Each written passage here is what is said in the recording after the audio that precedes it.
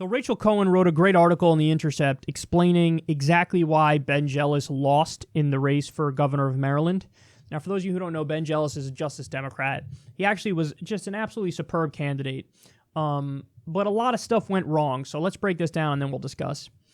The Intercept says, last night, Ben Jealous, the Democratic candidate for governor of Maryland, lost his race to incumbent Republican Governor Larry Hogan, 56% to 43%.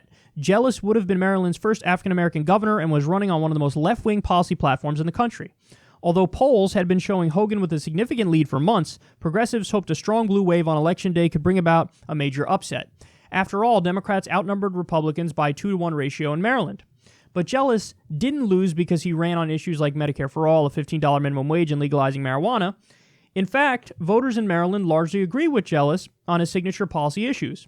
A Goucher College survey released in mid-September found that 54% of Maryland residents hold a favorable opinion on Medicare for All or single-payer health care, with 33% holding an unfavorable view.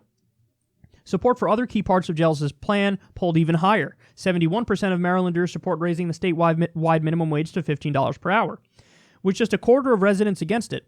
This was actually a substantial jump from February, when Goucher found 66% of Marylanders support the $15 minimum wage. On legalizing marijuana for recreational use, 62% of Maryland residents support it, with just one-third opposed. The primary reason Jealous lost is that his campaign couldn't pull in the necessary funds to compete effectively. Despite winning 22 out of 24 counties in the state's crowded Democratic primary, the Jealous campaign's own internal polling revealed that as of July, one-third of Maryland voters and one-quarter of the state's Democratic voters did not know who Jealous was. He had never run for office before, but had earned the teachers' union's endorsement in the primary, which many believe helped secure him his June victory.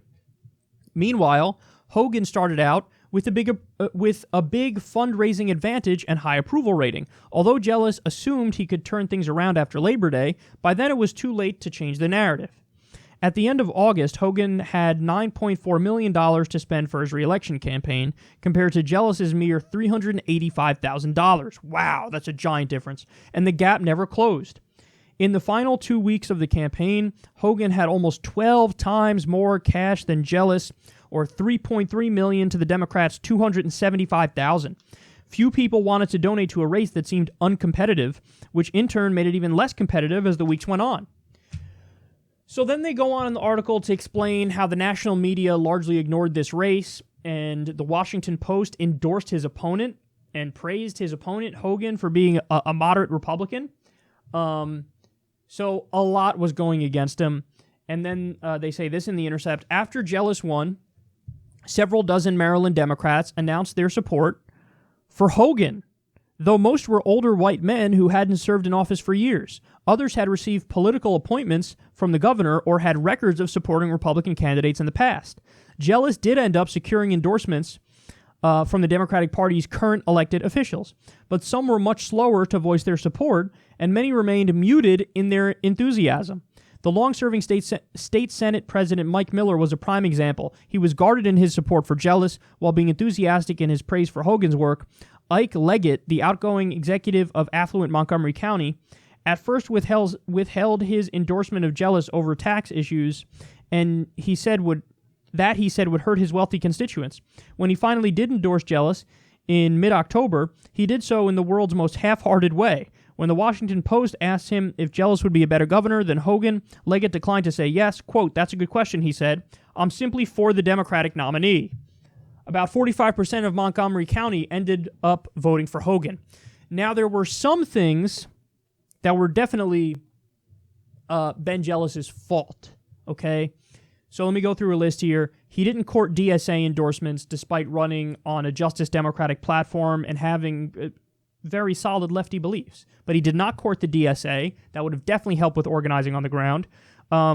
His team also rejected those viral YouTube-style ads that worked so well for Alexandria Ocasio-Cortez and many others. And instead, they went to Facebook Live, and the quality was shitty, and nobody watched, and just wasn't a good choice. And he had that awkward moment where he said, "Are you fucking kidding me?" when they asked if he described himself as a socialist, and he said he was, quote, "a venture capitalist." So he made mistakes. There's no doubt he made mistakes. And also, there is an issue in Maryland because apparently, according to the polls, even though people there are overwhelmingly left-leaning and they're Democrats, it is relatively high income. So they say, even though they're relatively left-wing, they say, don't raise my taxes. And Hogan did a good job painting Ben Jealous as, he's going to raise your taxes. Now, the fact of the matter is, we only talk about, in Justice Democrats, and I know because I wrote the platform, I'm obviously not with them anymore, but the whole idea was not like, hey, let's raise taxes on middle-class people. In fact, I'm totally against that. And I've debated people on the left as to why I think we actually should cut taxes for middle-class people.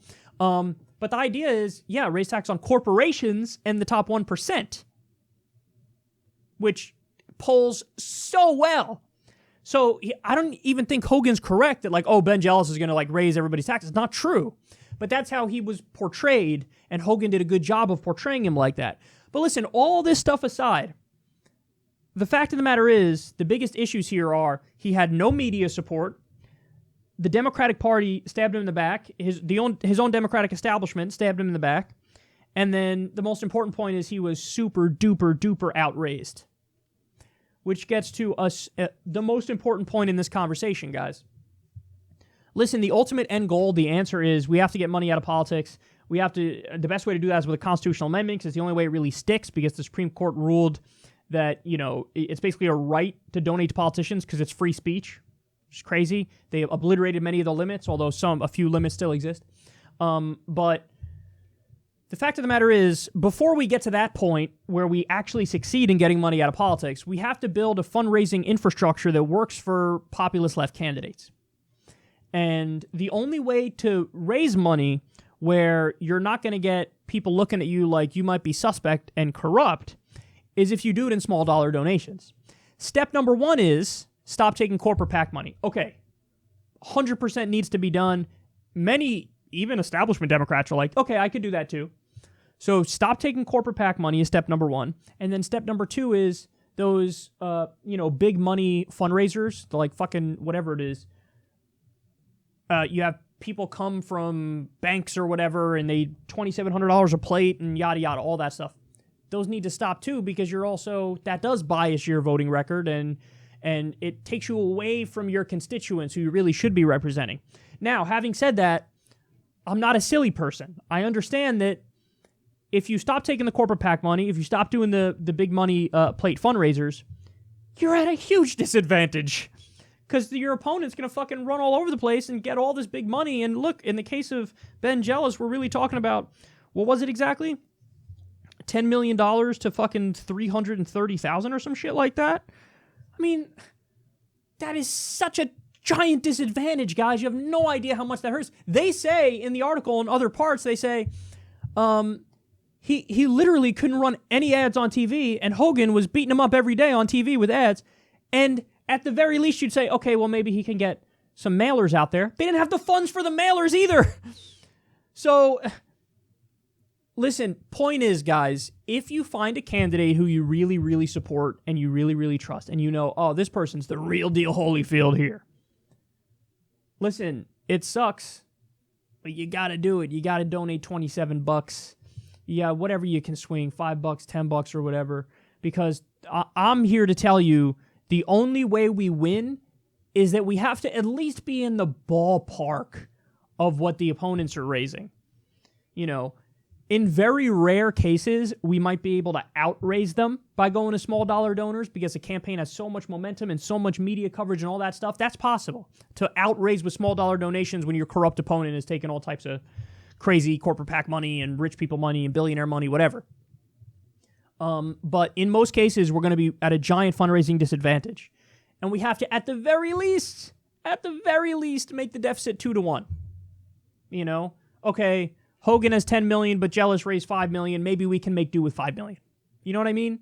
So anyway, that's my take on that. I feel terrible because Ben Jealous was a great candidate. I honestly wish I covered him more, but there's just so much going on, and I'm primarily a news and political commentary show, and I don't just push candidates and all that stuff, so it's hard, but I do wish I covered him more. I don't think it would have made a difference. He lost by quite a bit, but it's still the right thing to do.